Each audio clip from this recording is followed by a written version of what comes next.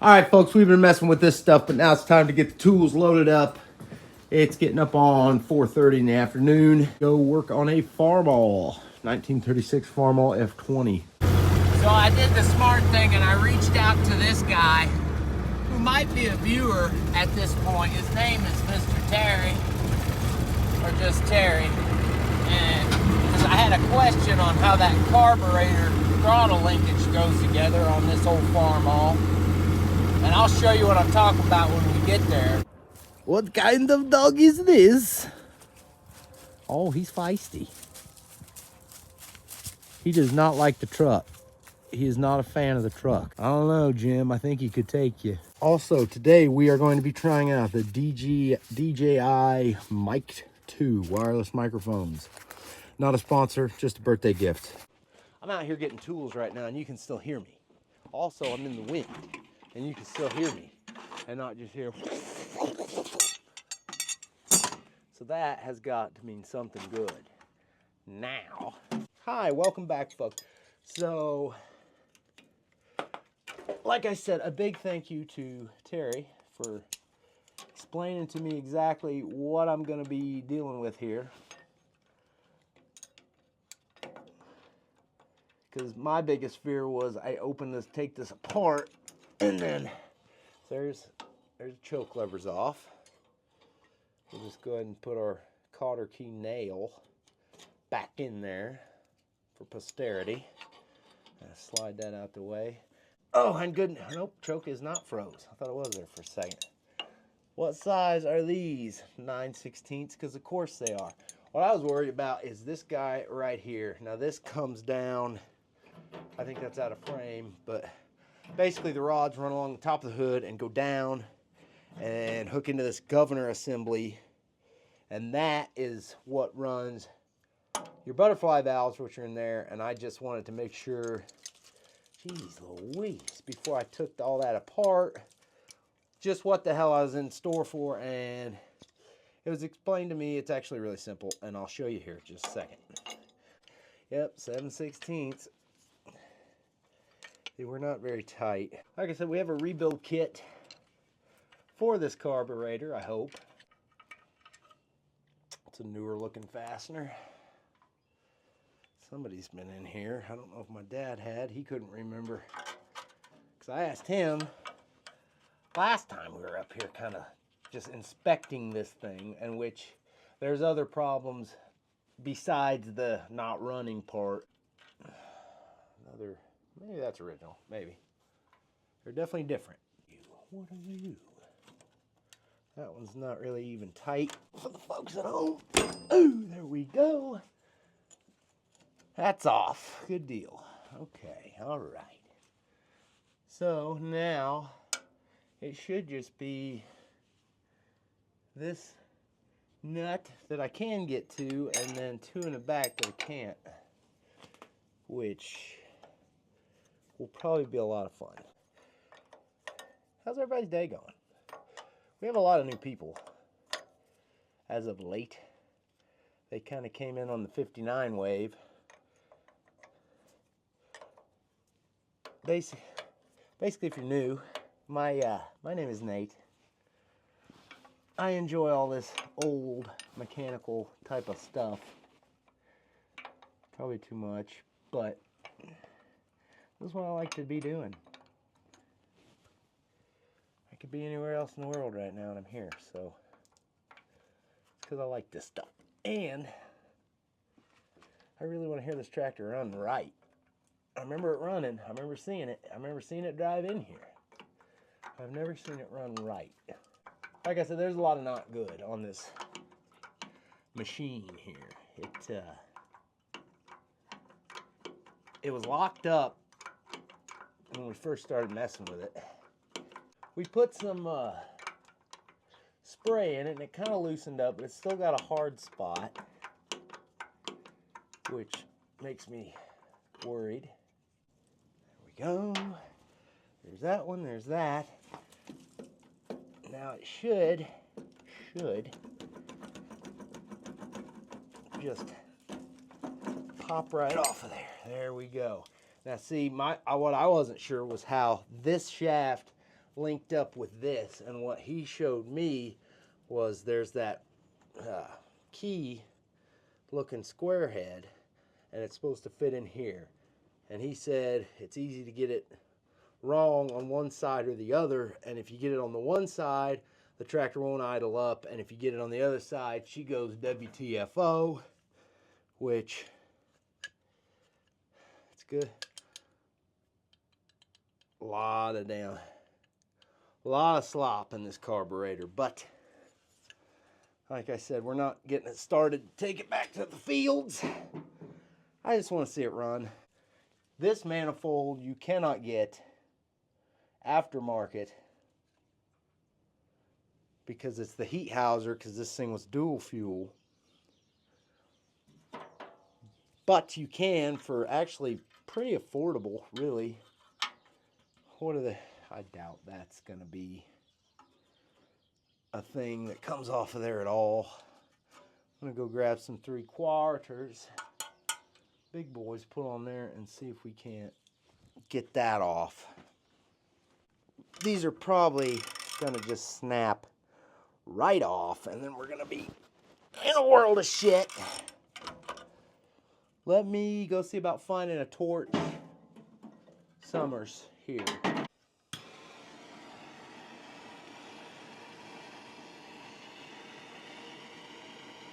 At least give these things a fighting chance before I snap them off. And if I can get my old man out here, if he ain't busy in a minute, I want to have him tell the story of what he knows of this tractor, because he's dealt with it a lot longer than me. Maybe.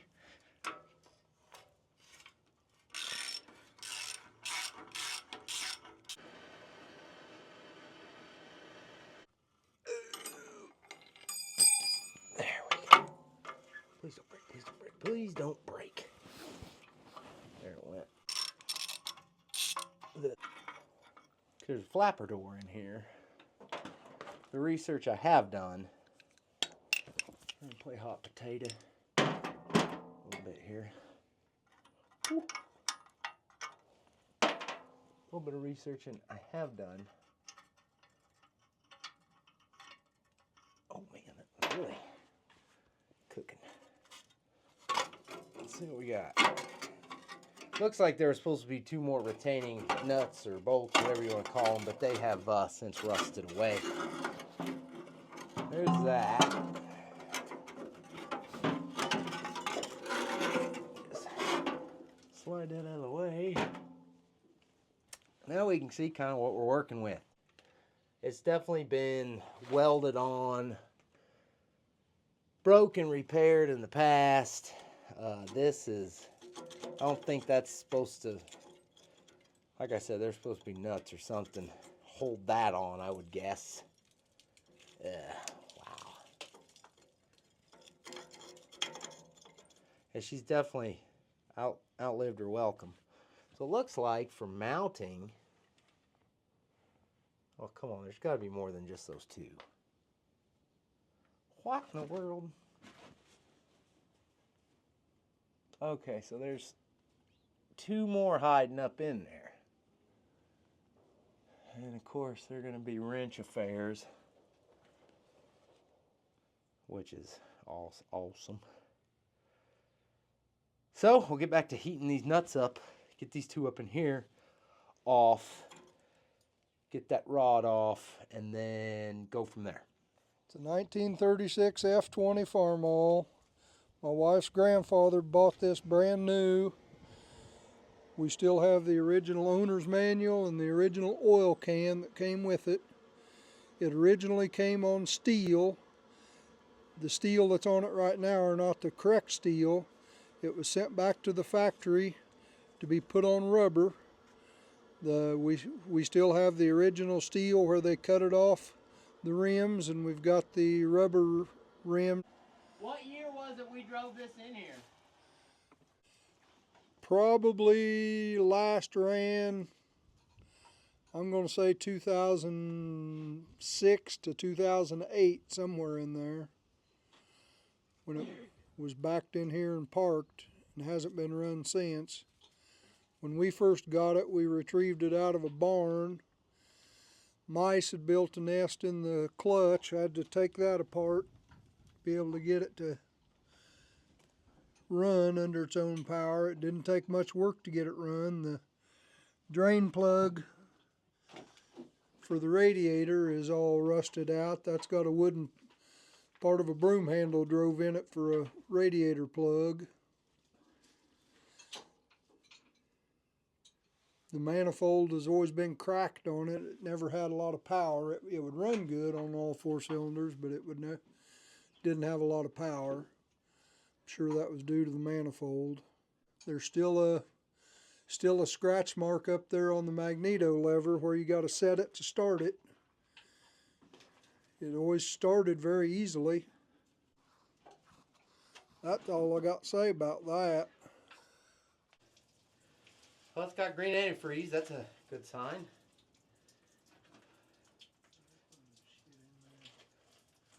Didn't expect to see it that quick. Hopefully, I'm hoping it's just them 4.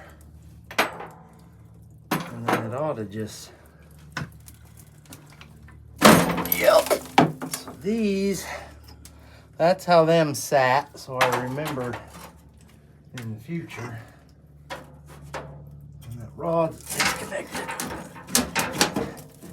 Oh, come on, don't say you gotta take the hood off.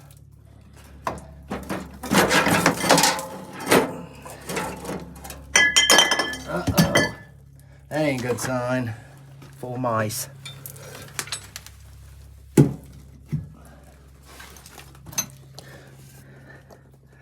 That ain't good. That might have been why she's kind of sticky.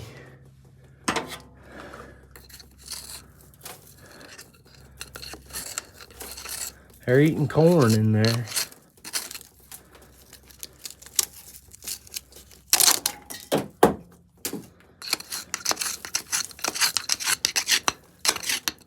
That ain't what you want to see. I never thought about them going down that pipe. Maybe the valves were closed. I hope they were. But then we were kind of spinning it, so. Stuff that's in there. I'll bring an air tank next time and just blow them out. And we'll spray stuff. Hopefully valves are closed, but. If you want to, where's that new manifold? I can get a mouthful of this shit.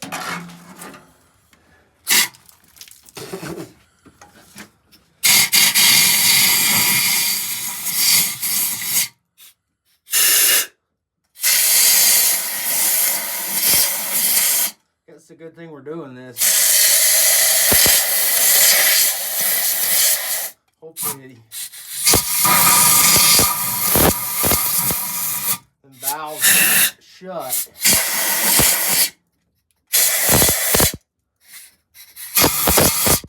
Hopefully the valves were shut and it didn't rust out the damn valve seats. Or else this thing's not gonna run the best. Let me grab that new manifold and hold it up to there and see how bad it's gonna be.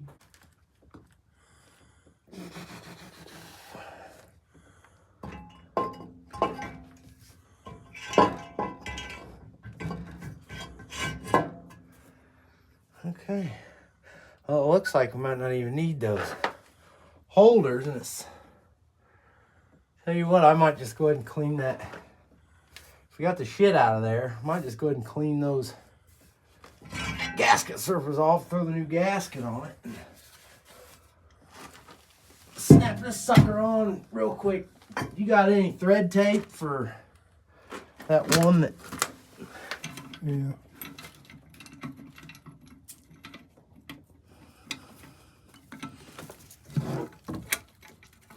Get out of there. There we go. Uh-oh. Uh-oh. Captive. Yeah.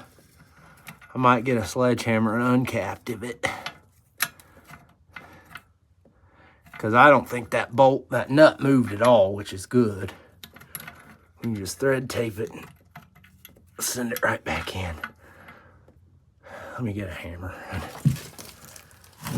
free that sucker because I don't think this manifold is ever gonna do manifold shit again, so watch your eye. There it went. All right. On here. Can y'all see? Yeah, that's I just hope them valves was closed. Let's look over here and see if you can't. The plugs, yeah, I can see that shit. Well, I have to take an air hose. Focus. Take an air hose and which I'll show you the plugs themselves. Yeah, none of these plugs. There's some big old chonkers, but none of them's rusty. So that's hopeful. All right, I'm gonna get these blasted back out, get that gasket surface cleaned up, and slap that new one on.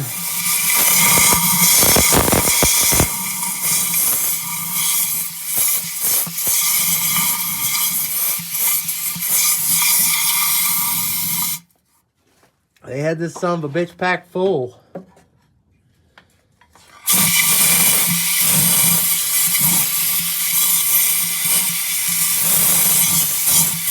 Hopefully we ain't got any stuck valves. Like I said, hopefully, oh, I gotta hose them all. There's the engine casting date, 8/13 of 1935. So I would say that would make this an early 30. Wait, no, that's a 36. Never mind. I don't know. Terry, if you're watching, I need your help. What is this? Anyway. Say that one more time. So this little groove right here is where the oil can always rode. Yeah. You want to know that. All right, I think we're cleaned up, not the best, but the main thing is these intake ports, 2 intake ports, and they're good to go. So.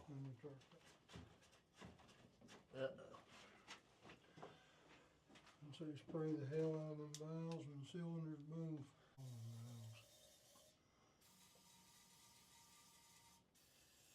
Them intakes, they kind of go around the corner. I can't really see. There's that. If you want to hit the spark plugs, I'll get these gaskets figured out.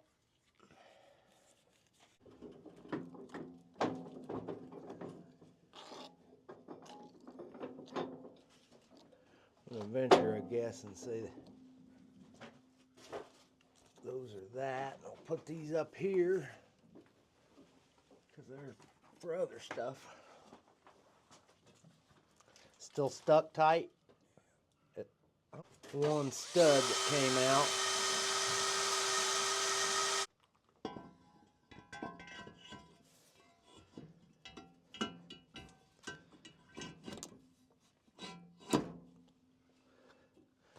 Okay. Anything like that, we can tighten it up later. Right now, I just want to get it on.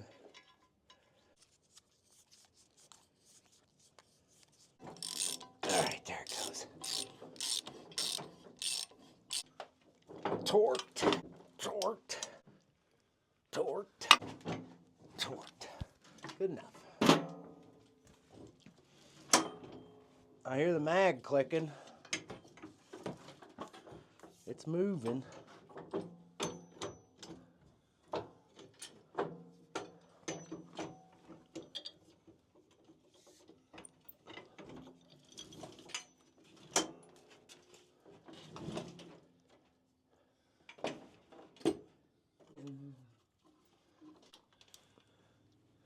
Tuck that up later. I mean, it's basically a plumbing job now. That's pipe threaded. Got a nice tall stack on it now. We'll put a jar over to keep the mice out of.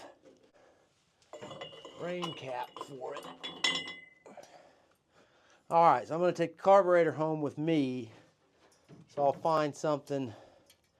Go get a wad of tin foil and stuff up in there. So that is good.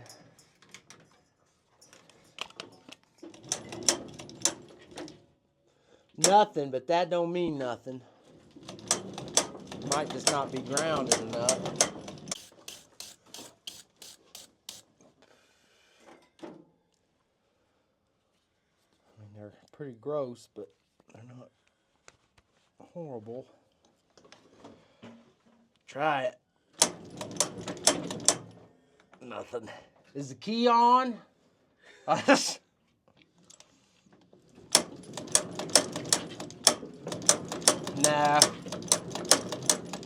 Them old points in there must be dirtied up.